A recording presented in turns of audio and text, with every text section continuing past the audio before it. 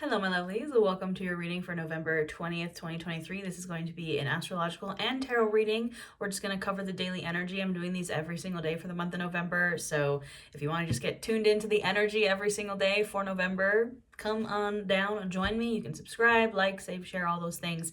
Comment if this resonates with you. I've been doing this mostly for my own personal practice, just to get really in tune with the astrological transits and my daily own tarot pools. But I wanted to share this with y'all. I'm trying to hit 100,000 subscribers here on YouTube. I do tarot readings, I do yoga classes, I do witchcraft and wellness, all the things. So yeah, this is for November 20th, 2023. Now, I am a moon witch, a lunar witch, so most of what I talk about is going to be the moon phases, but we will cover some of the more major transits happening. On today, November 2023. November 20th, 2023. Say that 5 times fast. We are entering our first quarter moon. So it's that halfway point between the new moon and the full moon. And it is going to be going from Aquarius to Pisces. So prepare yourself for some weird dreams. As a Pisces, I'm a Pisces Sun, Pisces Venus. The dreams have been dreaming. Honestly, this entire Scorpio season, the dreams have been dreaming. Anytime we get into that really deep water energy, it just happens. But the first quarter moon, again, it's like our halfway point between the new moon and the full moon. We have a full moon in Gemini coming up near the end of the month. We had a new moon in Scorpio, and the first quarter moon is like that, kind of like a check-in point. It's almost like a save point in a video game where you can kind of check in and maybe take some action towards the goals or intentions that you set with that new moon, and just kind of check in. Maybe I'm hearing double down on the intentions or the goals that you set as we kind of gear up for a full moon, which, new moons are about setting the intentions, full moons are about releasing. So this is just that halfway point. Again, the moon is going from Aquarius to Pisces. So yeah, so that being said, we're going to do an energy pool via the tarot for today, November 20th. And we already have the Queen of Wands lurking at the bottom of the deck, the Queen of Fire. I think, honestly, the collective energy that I've been picking up on is we're wrapping up these last few days of Scorpio season, and we're going to be moving into Sagittarius season. And this is the Queen of Fire, and the Queen of Wands is very Sagittarius energy. Bold, not afraid to take risks, not afraid to kind of step into a room and just be themselves. That is kind of the Sagittarius vibes. It's a little spontaneous, it's a little fiery, but I love it. I'm a Sagittarius rising. So that is kind of the vibe, just wrapping up the last little bits of this deep, dark Scorpio energy. And then we're going to step into Sagittarius season. So that being said, let's go ahead and see what we got going on here for today. What are the messages that we need to hear? Is that the sun that just fell out? It absolutely is. The sun card, the warmest, most abundant, most happiest card in the deck. Honestly, lovely. And I was gonna say it, but I didn't. But in the Queen of Wands, she's holding a sunflower. And you can see there's sunflowers here on this card as well. And the thing about sunflowers is, obviously sunflowers are called sunflowers because they face the sun. But you'll notice that on this card, they're not facing the sun. They're facing out towards the reader. And the Queen of Wands is also holding a sunflower that's facing out. And the Queen of Wands chases her sun. She moves towards her sun. We've talked about this before. It's come up before in these daily readings.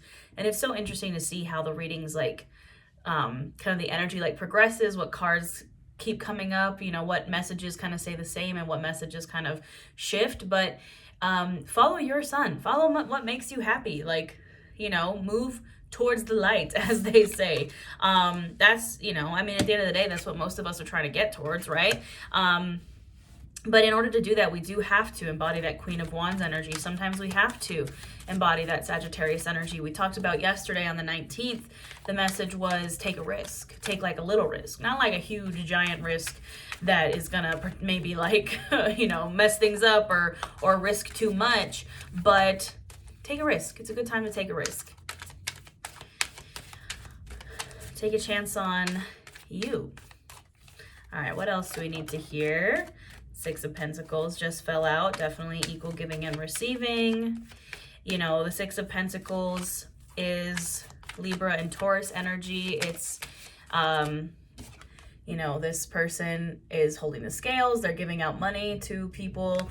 It's a card of being checking in with your giving and receiving. You know, are you giving too much? Are you receiving too much? Is it time to maybe switch it up a little bit? And what do you know? Are two heavy players in these November readings, the Magicians and the Nine of Cups. This is like, I love this so much. We've been talking heavily about making a wish. That has been just like so prevalent in these readings. If you've been watching, we just keep getting the Nine of Cups, which is honestly kind of insane because the Nine of Cups is a really great card. And but I think what this is saying is like, if you are at the point, you know, where you're like, okay, well, I've made the wish, like I have done the manifestation, I have written down the affirmations of what I want, I have said it out loud, I've, you know, made the wish. We actually just had a meteor shower this past weekend, November 17th and 18th, so maybe you even saw a shooting star and you made a wish on it, right? Maybe you made a wish with the new moon in Scorpio. Either way, you've done the first step, which is making the wish. But you have to do the work.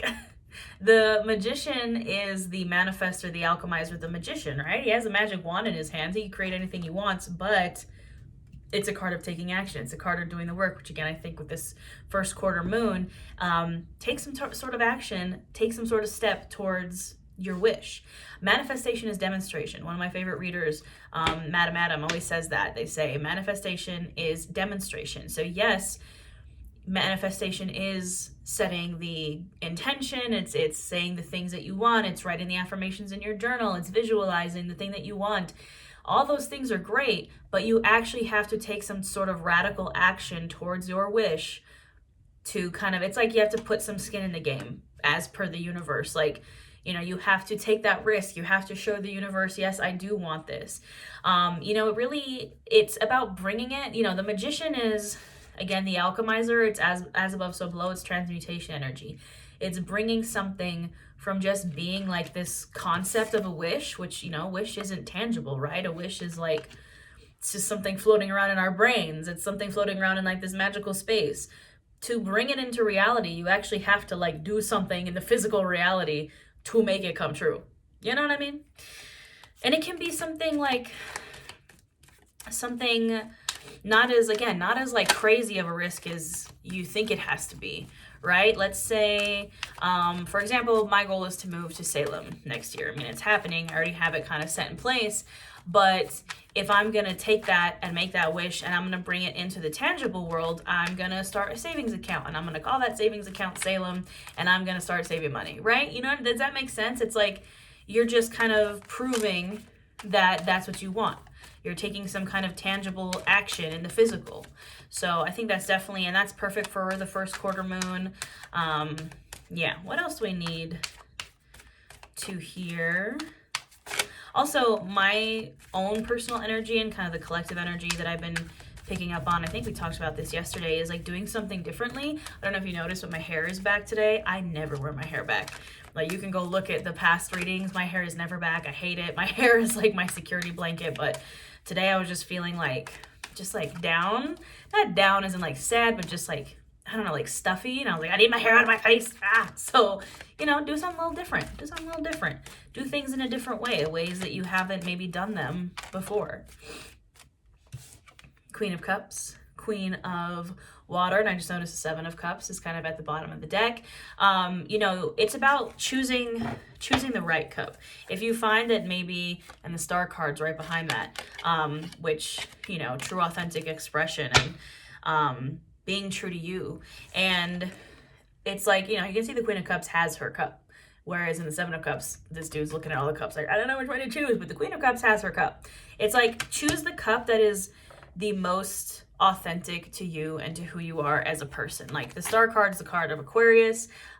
It is, again, a make-a-wish kind of card, but it's a card of like authentically expressing yourself and being true to yourself. There's also been this energy that I've been kind of picking up on of like, you know, you have to reveal like more of yourself, reveal more of like your true self, and it's going to pay off. Like you being, the more authentic and true to you that you can be, the more it's going to pay off. And instead of choosing the cup that maybe like society or your parents or capitalism wants you to choose the cup that like you want to choose, that you have an emotional connection with. Queen of Cups, the cup that you love, right? What else? Do we need to hear? Do we need to know?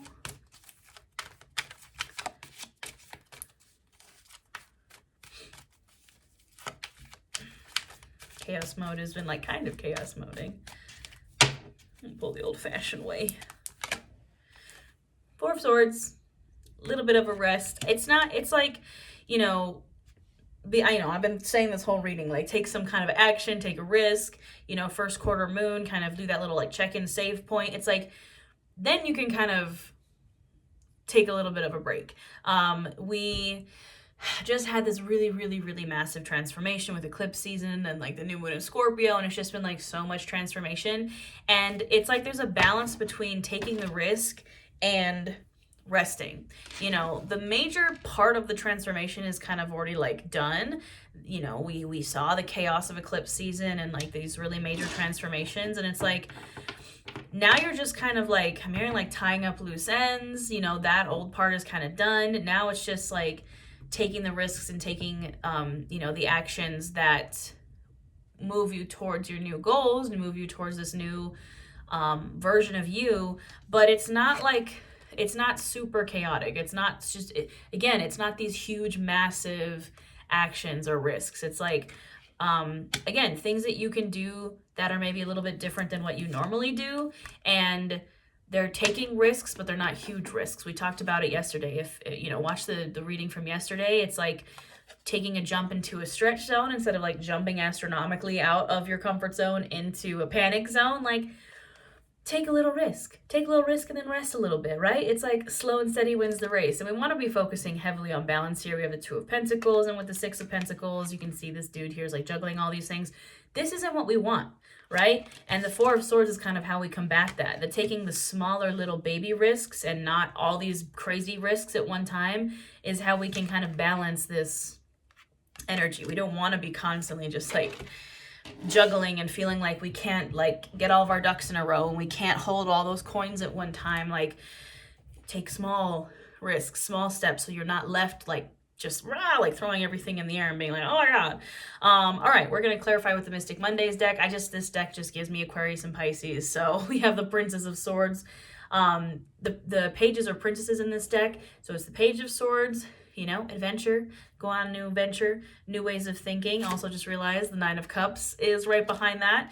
Maybe you do need to go on a little adventure to get to the wish fulfillment. Again, take some kind of risk, some type of new path. Again, I'm still hearing like try the opposite, and just again, as I'm saying it, the Princess of Swords falls out of the deck again. Like, you know, it's like the Page of Swords again. It's pages are messengers, they're risk takers, and swords is of the mind. And it's like, maybe, you know, you got to think of something different. Think about something different that you haven't done before. What else do we need to know? On November 20th, 2023, the star almost wanted to fall out there again. I don't know why I just heard that audio from SpongeBob where he's like, Mr. Krabs, I have an idea. Like, you gotta, some type of idea, some type of like new idea is what we need to do here with like the Magician and getting towards our wish. We got, yeah, exactly, King of Swords, mental clarity. You gotta have some kind of new idea in the brain to like figure out how to get to whatever your wish may be. Three of Pentacles, and maybe you need some group brain power to get that done. The Three of Pentacles is like a major stalker card at the beginning of this month. We saw it in like every single reading, and here it is back again.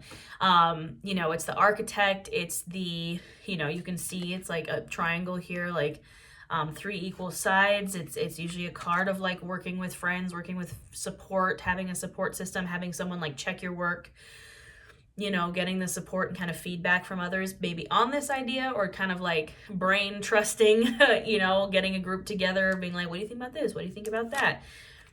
Ooh, the Devil, card of Capricorn, who's out with the Devil, Six of Cups. You know, I'm not mad about it. If you find that perhaps the Devil is rearing its ugly head, how do we figure out that energy? How do we like quench that energy of like the Devil, right? The Devil is temptations, bondages, things that hold you back. the kind of unhealthy coping mechanisms. It also, again, is the card of Capricorn. Yes, is a card of mastery, but usually the devil comes up when we're like being kind of, we're doing the things we're not supposed to do. How do we heal that? It's like, what do we do? Because it's the shadow self.